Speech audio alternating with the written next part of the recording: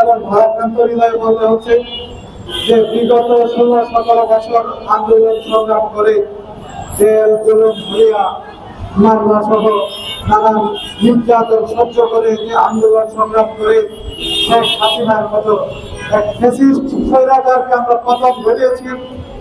সেই পতন ঘটানোর পরেও আজ আবারও নব্য স্বৈরাচার নব্য ফ্যাসিস্টদের বিরুদ্ধে আমাদেরকে রাজপথে দাঁড়াতে হয়েছে। এটা বড় দুঃখজনক এবং আমাদের জন্য অত্যন্ত লজ্জা। বিএসএস এর এই নাবালক এমডি, যার সাংবাদিকতার ন্যূনতম কোনো অভিজ্ঞতা নেই, যে একজন সাধারণ সাব এডিটর থেকে এই বিএসএস এর মতো একটি রাষ্ট্রীয় প্রতিষ্ঠানের এমডি হয়ে বসে আছেন, তিনি মনে করছেন যে তার মতো যোগ্য, তার মতো ভালো এমডি আর কেউ আসে নাই, তিনি অত্যন্ত মহা পণ্ডিত এবং জ্ঞানী ব্যক্তি। আরে ভাই, আজিজ মার্কেটে গিয়ে 2 স্লিম গাঞ্জা খাওয়ার পরে এরকমই মনে হতে পারে যে আপনি সবচেয়ে বেশি যোগ্য এবং বেশি পণ্ডিত মানুষ, কিন্তু এর বাইরে আপনি যদি মাটিতে নেমে সাধারণ মানুষের মতো নিজেকে বিবেচনা করেন, বিশ্লেষণ করেন, তাহলে কোন একটি পত্রিকার সাব এডিটর থেকে এই রাষ্ট্রীয় প্রতিষ্ঠানের এমডি হওয়ার মতো যোগ্যতা আপনি অর্জন করেছেন কিনা সেটা নিজেই বিবেচনা করবেন, নিজেই চিন্তা করবেন একটি সুস্থ স্বাভাবিক মস্তিষ্কে।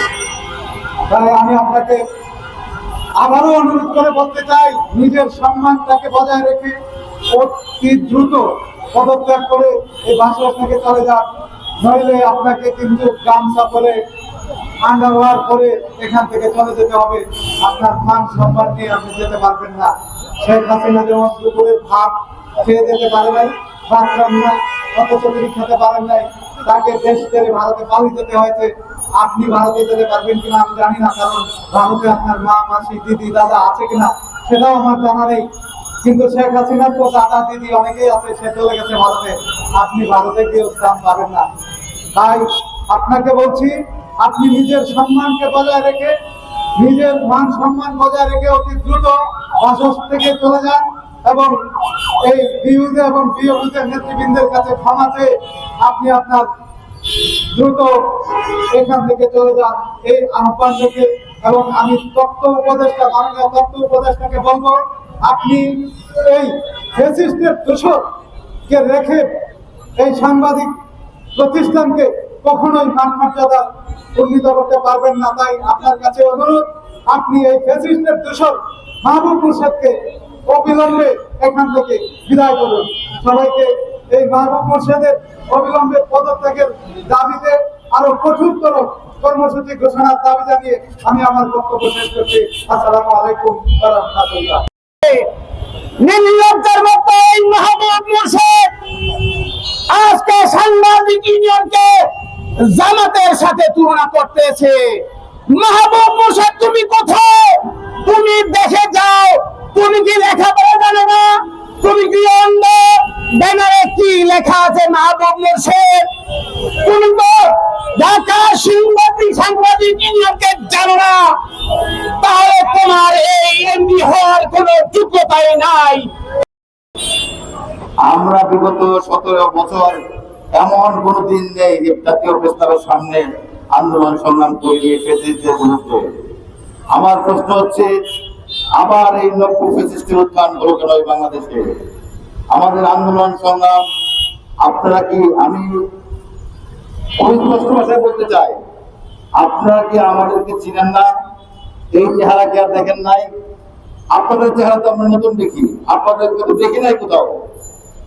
আমি বলতে চাই যে আমাদের ঢাকা সাংবাদিক ইউনিয়ন, বাংলাদেশ ফেডারেল সাংবাদিক ইউনিয়ন, আমরা দীর্ঘ আন্দোলন সংগ্রামের ফসল এই বর্তমান সরকার।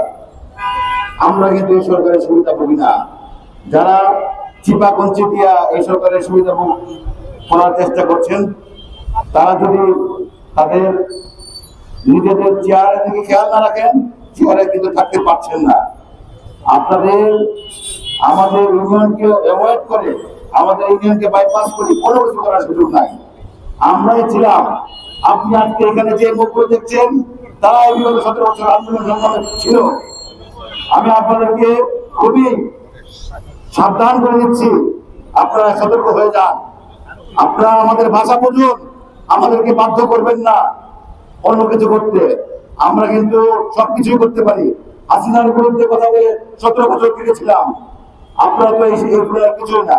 সুতরাং আমি বলবো, আজকে আমাদের ঢাকা সাংবাদিক ইউনিয়ন এবং ফেডারেল সাংবাদিক ইউনিয়নের যে দাবি, যে আলটিমেটাম, এই আলটিমেটামের সাথে আগের আলটিমেটামকে সম্মান রেখে আপনি সে সম্মানে আপনার চেয়ারটি ছেড়ে দিন। এটা আপনার জন্য না। বহু লোক আছে, আপনি মনে করেছেন আপনি এটার জন্য উপযুক্ত, আপনি ভুল জায়গায় আছেন। এখানে দাঁড়িয়ে আছে অনেকে এই চেয়ারের উপযুক্ত, আপনি সবাইকে চিনেন না।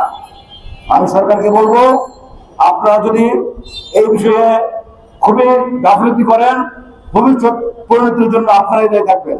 আমি আশা করব আমাদের সিনিয়র নেতৃবৃন্দ আগামীতে আরো শক্ত কর্মসূচি নিবে, কারণ আমি দেখতে পাচ্ছি দিনের পর দিন নানান অজুহাতে, নানান ছোট সেই আন্দোলনটাকে অন্যদিকে মনোনীত করানোর চেষ্টা করছে।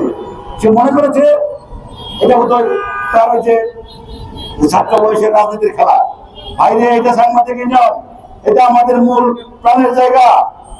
এর বিরুদ্ধে আপনি যদি একটি কথা লেখেন, একটি শব্দ লেখেন, আমাদের গায়ে আগুন জ্বলে, আমাদের রক্ত দিয়ে চোখ দিয়ে রক্ত জল ধরে।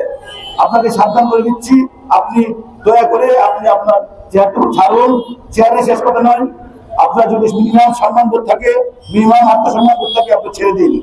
আর সরকারকে বলবো অতি দ্রুত তাকে এক্ষেত্রে সরান।